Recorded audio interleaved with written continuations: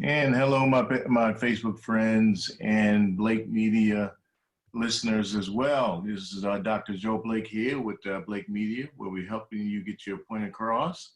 And we're here for today's broadcast.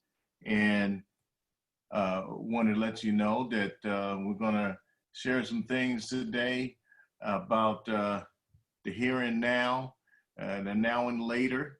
I think about I'm old, so it had some candy way back in the day called Now Laters, and I don't even know if they even sell it, but you know I'm old when I'm talking about Now Laters. But the now and the later with and in regards to saving and investing. So I'm going to get right into it here and share my screen. And there, here. And let's see. And here we go. So start with our PowerPoint here. I'm going to try a little bit of music in the background, and I'll see if I can turn it down.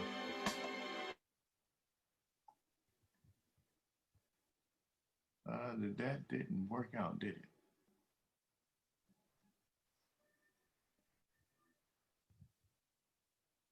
Stop share for a second here. Get my PowerPoint back here.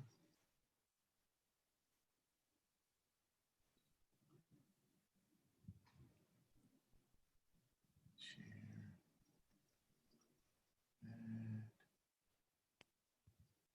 Okay. And there we go.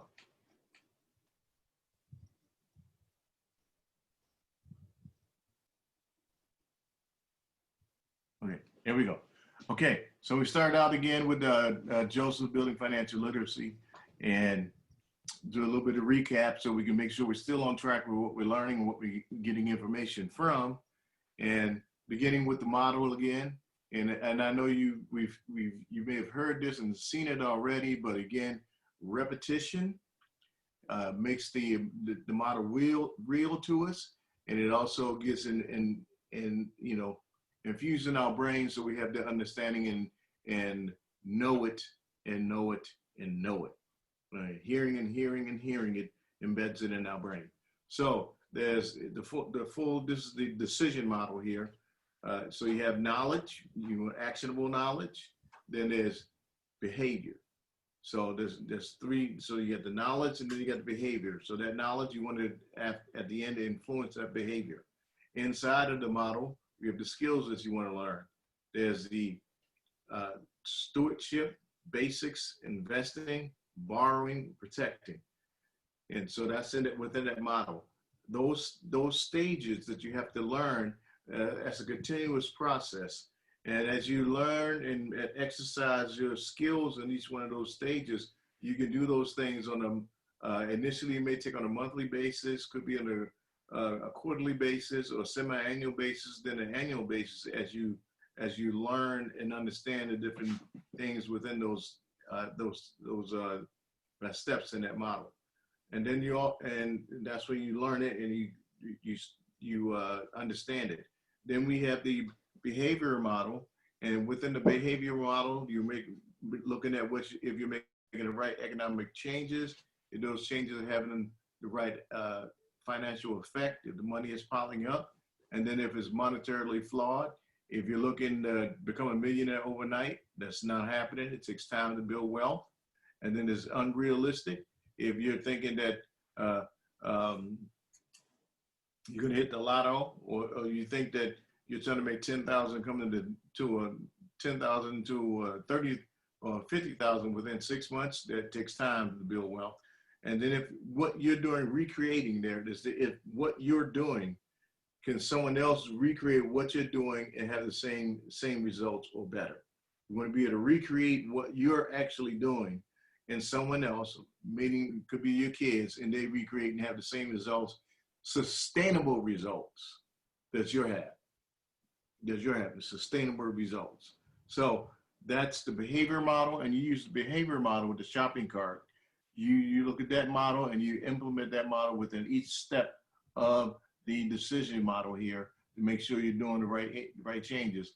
And when you do that, use those steps in the behavior model, it changes your actionable financial behaviors and you make those changes.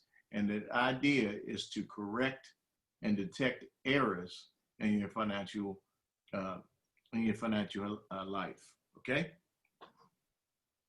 All right. So these are the 5 precepts that I learned in my book, Joseph Building Financial Literacy. And again, what we're doing is expanding on those things that helped me write my book and what I thought in my research, because this comes from the research that I did for my doctoral degree, and it was also what God gave me, and also what God gave me and helped me understand what I was doing, why I was doing it, and what I was doing for people, because I've been licensed for 26 years as an investment advisor, and one of my claims of fame is I read the Bible front to back on 8 different occasions. So it was important for me to make sure I was doing God's will for my life, and this is what I felt. This is what I know is His will. So we're talking about what I read about the items that I read in correlation with me writing my research and writing my doctoral dissertation and writing this book. Okay, so this is kind of a recap from last class.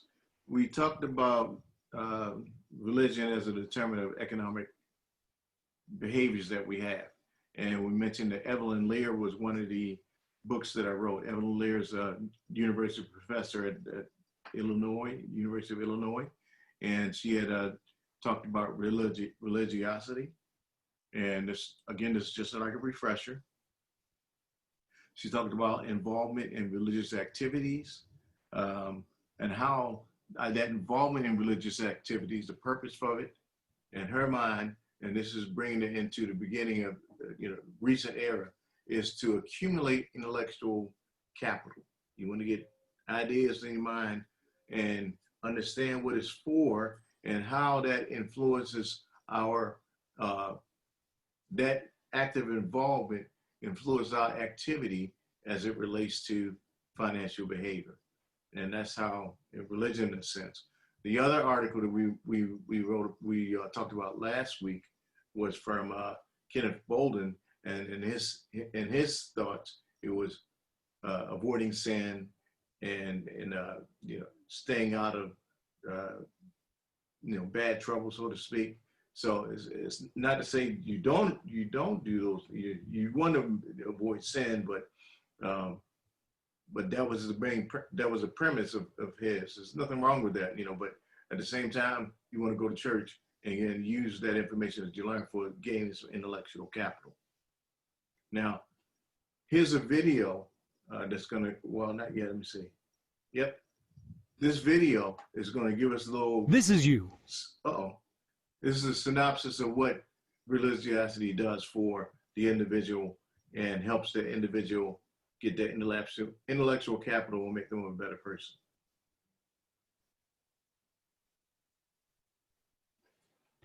This is you. This is you on religion. At church, we hear a lot about the spiritual benefits of religion. The scientific side is less illuminated, despite the numerous health and family benefits that researchers have documented. How are your grades? If you aren't actively involved in church, odds are that they could be better. A study of nearly 19,000 students indicated that young people perform better academically when they're religiously active. A survey of American women found that those who had been involved frequently in religion completed 1 more year of schooling than those who were not. And when you start your career, you'll doubtless benefit from the strong work ethic that Frankfurt School researchers documented among the religious. Is marriage one of your goals? A Pew Religious Landscape study indicated that people with a religion are 15% more likely to be married than the unaffiliated. Active LDS people are 29% more likely to be married. Religiosity keeps marriages stable, satisfying, and collaborative instead of conflict-based. Plus, it makes men better husbands. Their church attendance is highly correlated with their wives' happiness. And if your religious beliefs are very important to you, you'll be 22% less likely than others to end your marriage in divorce. In the meantime, attending church regularly will keep you healthy. A long-term study in Canada found a 22% lower risk of depression in those who attended church at least monthly. You'll also be better able to handle stressful events and to form and maintain healthy habits. We all want happiness in life, and religion may be the best way to find it. A study that looked at factors including age, income, race, and education found that perceived closeness to God was consistently the greatest predictor of life satisfaction. And when your kids come along, they'll be less likely to smoke, abuse drugs, or wind up in juvenile detention, and more likely to develop good academic habits. They'll be healthier and happier, and you'll be a better parent. Even your grandkids will have better relationships with their mothers because of your religiosity, whether or not your children are religious. Being religiously active is a gift that keeps on giving. When you get to the end of your life, 7 years longer than a non-religious person's on average, you'll find that you've contributed to a better world by giving more of your time and assets to charity. And if you believe in an afterlife, then maybe the best is yet to come.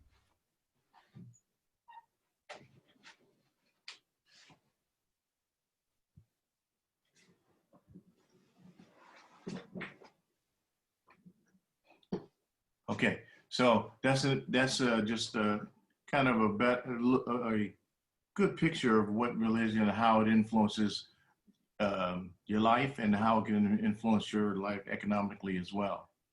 So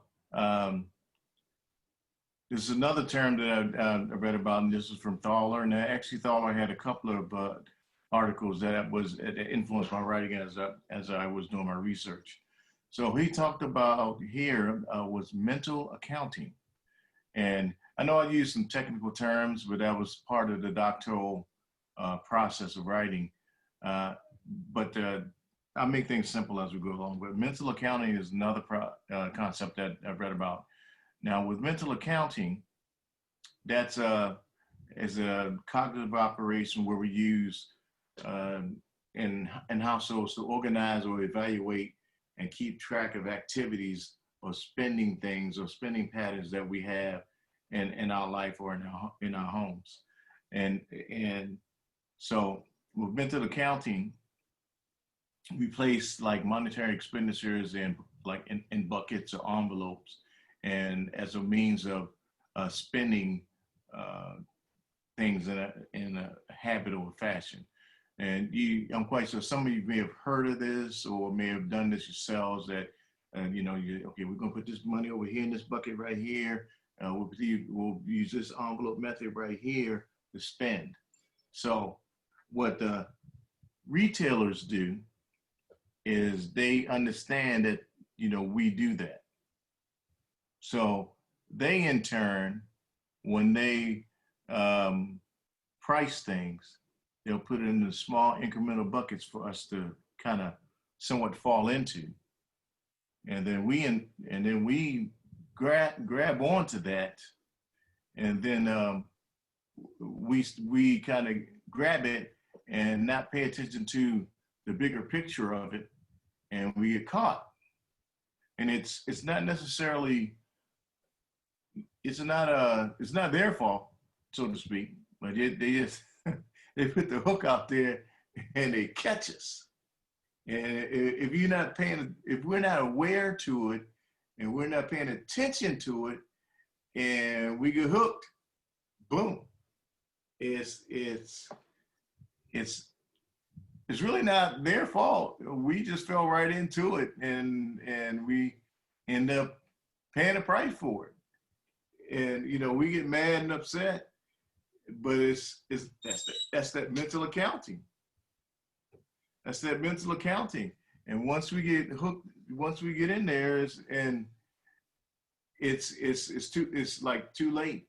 And sometimes I'm a everyday brother. Sometimes I go into the store, supermarket, I just see a price and I'm like, bam, I'm gone. And I'll give you an example of like a mental accounting. So that's why I say you put it in buckets, envelopes to spend. Retailers know that, so they'll put it in you put a small amount there, and you kind of latch on to it, and then you're trying to spend it. So here's an example. Let me see, I got that right here. Let's see. Yeah. I need to get some soup one day. I was watching my granddaughter, and she had a cough. Man, I only had it for like an hour, maybe an hour and a half. And man, that cough, I was only here for an hour and a half. But man, that cough set me out for a whole week. You know, young kids, they'll knock you out. 54 years old, man. And she was like, I think like 4, knocked me out. So I need to go get some soup. So I went to the store, and, you know, so I got some soup, and I was like, okay, how much is this soup? Oh, that's 99 cents. I needed about 3 of them. So I grabbed 3 cans, and, you know, I'm a regular dude now. So, you know, no matter how many education and whatnot, I'm a regular dude. So I grabbed this, I see 99 cents, boom. So I went to the cash register. So I'm expecting $3 and some change, because that's me. So I go to the cash register, and you know, start paying for it and everything.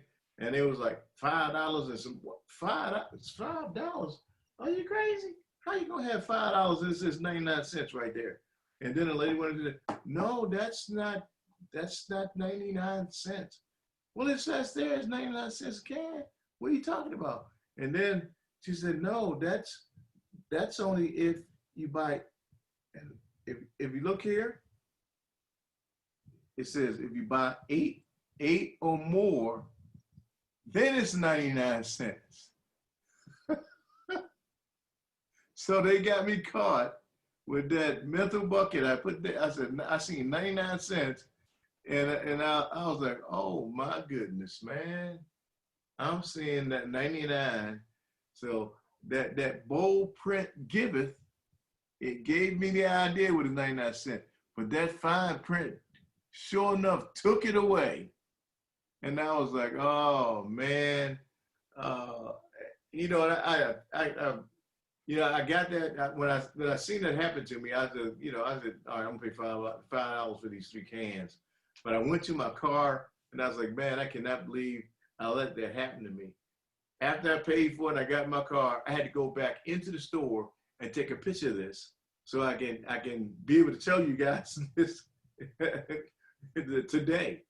And so 99 cents, but if you read that little fine print in there, it was, you had to buy 8 of them to get those cans for 99 cents. I didn't need 8 cans. I didn't need 8 cans of soup. I just needed 3 just for a little bit, and that was it. And so I didn't see that for 2 reasons. 1, I was in a rush.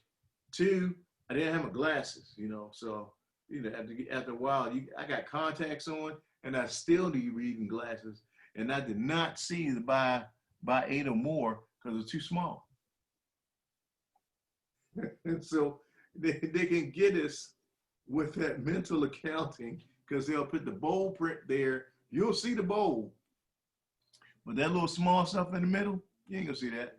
You just see the bold name, the bold 99 cents. Put it in your card. Boom, get to the register. Why? What's going on? Why is this so much? Now? Yeah, I was like, it says 99 cents, and I got 3 cans. It should be like $3 and change. 5? And she said, do. Mental accounting, catch you every time. There's some stores when you go there, you see a computer there, and it's, oh, this is only $30 a month. Yeah, $30 for that. Then you got to add on the daggone software now, and you got to add on something for the maintenance, the virus protector, and that's how they catch us. So you got to be mindful of that. And, you know, you see that mental accounting, you got to be aware. That's not really built into the price, but it gets you with a little bit of $25. But you got to do this, the maintenance, and that. Car dealers do the same thing. You got to add that, and then you end up having the gap insurance. You got to add this tear, you know, and maintenance and that, and the cold package, the warm package. It's like a never even ending cycle. But they get you to commit to a smaller amount, then they add another thing to the price, then another thing to the price, and they get us with that mental accounting and that little bit, and add it on. So be mindful of that when you make purchases. and then so you won't get yourself caught into that cycle. So that's an example of mental accounting. Now, another example here, and this is going to be a short class, by the way. And I'm not going to keep us all here forever. But with this is suboptimal financial decisions, and with this there's what's called hyperbolic discounting. Another big old juicy word. But the other reason why I share these terms with you as well, you won't run into them every day, but when you're around, folks that are in some places or economic terms and they use these terms, or if you hear them on television, you hear those economists share these words, and they don't sit back and explain them, but they'll share the terms and they'll say them, and they'll just keep right on going in their conversation. But at least when you next time you hear the word or hear the term used by the economists and them guys on TV and Wall Street, you'll kind of catch it and say, okay, I got an idea what they're talking about. Because any other way, they're not going to sit back and explain it to you. Or if you go on YouTube and get something, it's going to take you got 20, 30 minutes before they explain it to you. So here with hyperbolic discounting, is kind of relevant to it's like the opposite of time value of money. Because with the time value of money, it's like you put some money away and then later on down the road, you're gonna have a whole bunch. That's how you put a little bit now, later you have a whole bunch. Well, with hyperbolic discounting, people don't want to wait till later down the road to get some money. They want the money right now. They discount the fact that they're gonna have this lot right here, and they get a whole bunch now. And that's credit cards. Credit cards give you the money right now, but man, do you pay for it later. But people don't care about what they're paying later. They want them jeans right now. They want that dress right now. They want their power drill set right now, and they'll pay for it later because they don't want to wait. So what you receive today has more value than what you receive tomorrow. And that's hyperbolic discounting does that, and that's kind of gets us in financial traps, so to speak. So let's see here. It's right there. Okay. Now this video, the lady's going to be talking in pounds, which is the British currency. But the same instead of saying pounds, just think of it in dollars, and you'll get the concept. So let me go ahead and play this for you. In essence, hyperbolic discounting refers to the tendency for individuals to increasingly choose a smaller, sooner reward over a larger, later reward, as the delay occurs sooner rather than later in time. So imagine today I gave you this choice. Would you rather I gave you £100 today or £120 in a month? Many individuals would choose £100 today. So now let me ask you to predict how you would approach the same scenario on a future date. Would you rather I gave you £100 in a year or £120 in a year and a month? Most people believe they would choose £120 in a year and 1 month. But wait, why has our opinion changed? This change in opinion over time is referred to as being time inconsistent and is the basis of hyperbolic discounting. So now let's take this concept and apply it to the lifestyle factor of diet with another scenario. Would you rather I gave you a cupcake today or no cupcake and you experience health benefits in the form of losing weight in a month? Many individuals would rather take the cupcake today. Now again, let me ask you to make a decision today about the same scenario on a future date. Would you rather take a cupcake in a year or no cupcake and experience health benefits in a year and 1 month? Many individuals would believe in the future they would diet and choose the second option to not have the cupcake and experience health benefits. In summary, individuals that hyperbolically discount during decision making are impatient and prefer immediate rewards in the short term. For example, in our scenarios, the £100 or the cupcake today. But when the same scenario is hypothesized in the future, they are happy to wait for better rewards, such as the £120 or the health benefits of not having the cupcake in a year and 1 month. Okay, she talked rather fast, but what you have to, one of the things you have to remember too is like when and you can tend to have to do this early in life, you got to be long-term. You got to think about the long-term. And, and, and when you're saving or investing for the future, it's just one account. Your retirement account is long-term. There's 4 basic accounts you should have started. And the only one you want to think long-term about is your retirement one. And you can have all 4 funds going at the same time, but the retirement one is you want to set that one aside and let that one go. Let that one do its thing over time. And the other 3, that's a plan. The retirement one is planned for tomorrow, and the other 3 are funds for today. And so you don't want a hyperbolic discount with that one that you plan for tomorrow. You don't want to worry about that one. You want to put money aside on that one on a monthly basis and keep going. That's something we'll talk about later as well. The last week I told you I'm going to talk about hyperbolic discounting and mental accounting, and that's what we're doing. Okay. All right, so here is an example. Okay, make it bigger. Of what I did here is that this is a $30,000 investment, and someone was putting $200 a month away into this investment. And what I did was I went 11 years back in history. So 11 years ago, and this was in June 11 years ago. And what year was that 11 years ago from June? What was that? That was June 2009. And what was happening in June 2009? That was the economic crash. Everybody was running and screaming, stocks fall, stocks crash, and oh my goodness, there's nothing good going to happen because everything just crashed. And nobody wants to invest, nobody wants to save, nobody wants to put anything aside. So if that was you and you stopped, that same 30,000, if you would have put it aside and put an additional 200 a month into it, at the end of this 11-year period, you would have had $125,000 right now. Sometimes you got to ignore the noise that's out there. In the end, the 125,000, 24% of it would have been what you put in. That beginning balance of that 30,000. 26,000 would have been what you added to it.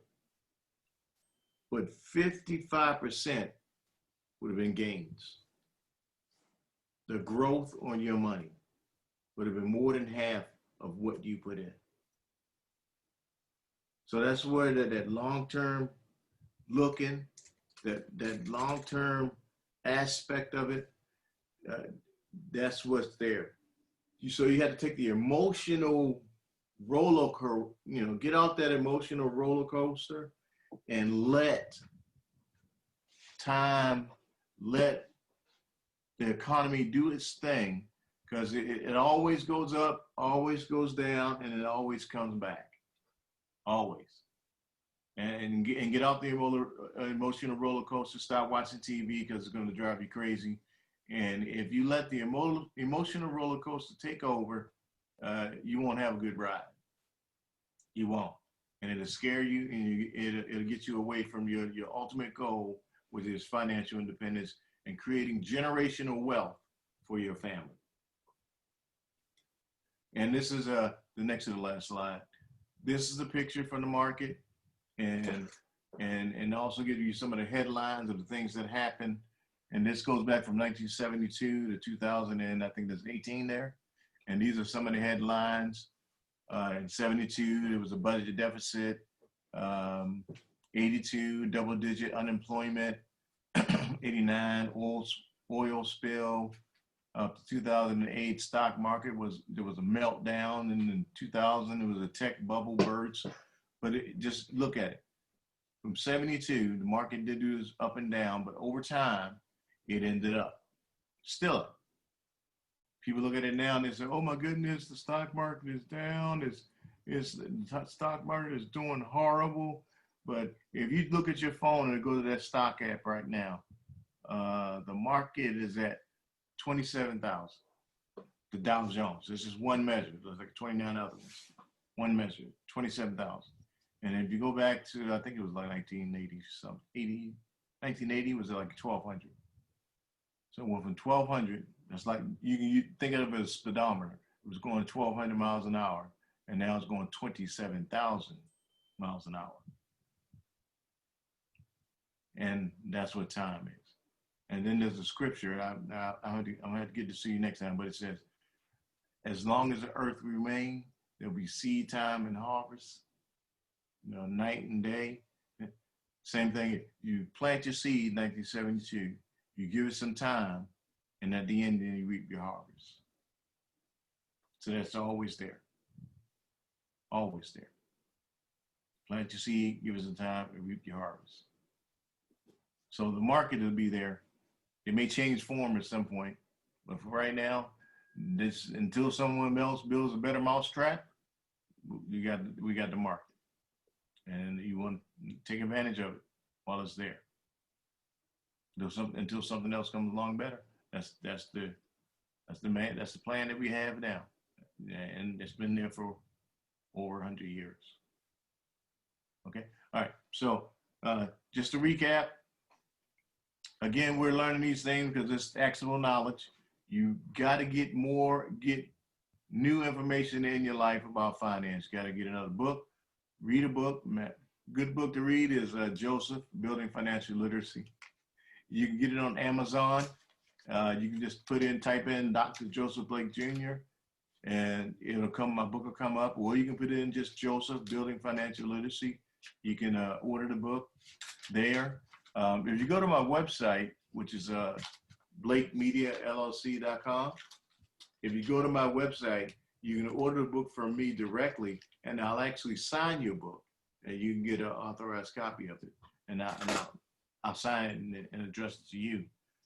Costs a little more if you get it on my site, but at least you get a autographed copy from me. But anyway, so you get more knowledge, and the objective there is that in the end, you want to change your behaviors. You have the skill sets in the middle there, and those skill sets you want to practice. And as you're doing that, you want to make sure that you use your shopping cart to change look at each step in the model so you can change your behaviors and make things better. And again, my overall objective is to show families how to build financial literacy so they can create generational wealth for their families. So again, this has been Dr. Joe Blake, Blake Media, where we help families help you get your point across. If you have any additional questions, you can go to my website. Again, it's BlakeMediaLLC.com. It has my contact information. You can send me a question through my website. And again, you can get my book at Amazon.com or on my website as well.